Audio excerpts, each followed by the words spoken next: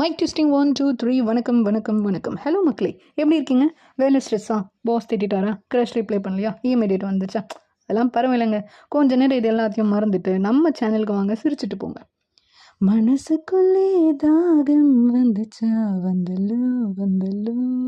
இப்போ இந்த பாட்டு பாடினேன் அப்படின்னு கேட்குறீங்களா? நான் இந்த மாதிரி தான் சம்மந்தமே இல்லாமல் பாடுவேன், சம்மந்தமே இல்லாமல் நிறைய பேசவும் செய்வேன். ஆனால் இன்றைக்கி உங்களுக்காக ஒரு முக்கியமான கொஸ்டின் எடுத்துகிட்டு வந்திருக்கேன். என்ன அப்படின்னா, உங்கள் ஃபோனில் 1% தான் பேட்டரி இருக்குது அப்படின்றப்போ அதை சார்ஜ் போட்டுட்டு ப்ரொடக்டிவாக ஏதாவது வாழ்க்கையில் பண்ணலாம் அப்படின்னு போயிட்டு 8 லேட்டர் வந்து பார்த்தீங்கன்னா ஸ்விட்சே போடாமல் இருந்திருப்பீங்க. அந்த மாதிரி சுச்சுவேஷனில் உங்களை நீங்களே மனசில் டீசெண்டாக திட்டிக்கிறது என்ன வார்த்தை அப்படின்றத மறைக்காமல் எல்லாருக்கும் சொல்லணும். ஓகேங்களா?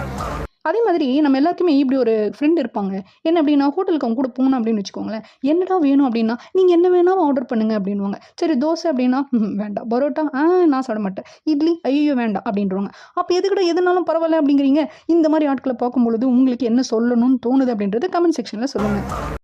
சின்ன வயசில் பாட்டி தாத்தா வீட்டுக்கு வந்துட்டா நம்ம கையில் ஒரு 50 ரூபா கொடுத்துட்டு போவோம். அது அப்படியே அழகாக வாங்கிட்டு 5 ரூபா மட்டும் நம்ம கையில் கொடுக்குறப்பயே கோடீஸ்வரர் ஃபீலிங் வரும். ஆனால் இன்றைக்கி 50,000 ரூபா வந்து சேலரி கிரெடிட் ஆனாலுமே கூகுள் பே நோட்டிஃபிகேஷனில் மணி டெபிட்டட் ஃபார் இஎம்ஐ அப்படின்னு வரப்போ மனசெல்லாம் வந்து பதறுதுங்க. அதை வேற ஞாபகப்படுத்தி ஏன் புண்படுத்துறீங்க அப்படின்னு கேட்குறீங்களா? Welcome to adulthood. இந்த கால் தடிக்க கீழே விழுந்துட்டீங்க அப்படின்னா உங்களுக்கு கை கொடுத்து மேலே தூக்குறவன் நண்பன், ஆனால் கை தட்டி சிரிக்கிறவன் பெஸ்ட்டு நண்பன். இப்படி ஒரு பெஸ்ட்டு நண்பனை உங்கள் வாழ்க்கையில் நீங்கள் சம்பாதிச்சிருக்கிறீங்க அப்படின்னா அந்த ஃப்ரெண்டு யார் அப்படின்றத கமெண்ட் செக்ஷனில் சொல்லுங்கள்.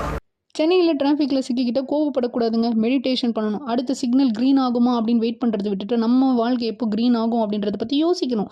இப்படிக்கு கார் பின்னாடி சீட்டில் உட்காந்துக்கிட்டு வேடிக்கை பார்க்கும் சங்கம். சிரிச்சா ஆயுள் கூடும்னு சொல்லுவாங்க. ஆனால் நம்ம சேனலில் பார்த்தா ஃப்ரெண்ட்ஷிப் கூட. மனசை விட்டு சிரிங்க, ஆனால் மனசை அலையை விட்டு வாழாதீங்க.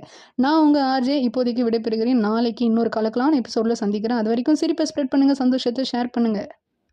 இது எல்லாத்தையும் தாண்டி வாழ்க்கைன்றது ஒரே ஒரு தடவை தான் மக்களே. அதனால் அது இதுன்னெலாம் மனசில் போட்டு குழப்பிக்கிட்டு யோசிக்காமல் நல்லா ஃபுல்லாக என்ஜாய் பண்ணுங்கள். நன்றி, பாய்.